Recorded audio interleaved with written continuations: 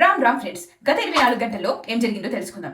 Pakistan parliament సాక్షిగా చట్టసభ్యుడు సయ్యద్ ముస్తఫా కమల్ భారతదేశం చంద్రుడిపై కాలు మోపుతుంటే పాకిస్తాన్ మాత్రం ఇంకా మురుగు కాల్వల్లో పిల్లల మరణాలను నివారించలేకపోతుందంటూ వ్యాఖ్యలు చేశారు. భారత్, పాకిస్తాన్లకు ఒకే సమయంలో స్వాతంత్రం వచ్చినా భారత్ సూపర్ పవర్ గా ఎదగాలని కళ్ళు కంటోందని, కానీ పాక్ మాత్రం అప్పుల బెడద నుంచి బయటపడేందుకు భిక్షాటన చేస్తుందని అన్నారు. త్వరలో ఊబర్ బస్సులు రాబోతున్నాయి. ఢిల్లీ ప్రభుత్వం ప్రీమియం స్కీమ్ కింద బస్సులు నడపడానికి ఊబర్, ఆవేగ్ సంస్థలకు అనుమతి ఇచ్చింది.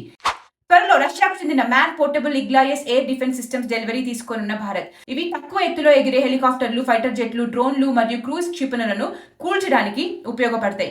ఫ్రెంచ్ పెసిఫిక్ భూభాగమైన న్యూ కెలడోనియాలో ఫ్రాన్స్ ప్రభుత్వం ఎమర్జెన్సీ విధించింది. కనీసం 12 రోజుల పాటు అత్యవసర పరిస్థితిని విధించింది. 9 ఏళ్లలోపు పిల్లలకు సెక్స్ ఎడ్యుకేషన్ బోధించరాదని ఇంగ్లాండ్లోని పాఠశాలలపై నిషేధం విధిస్తున్నట్లు యూకే ప్రభుత్వం వెల్లడించింది. అయితే రిషి సునాక్ యొక్క ఈ ఆలోచనపై తీవ్ర విమర్శలు కూడా వస్తున్నాయి.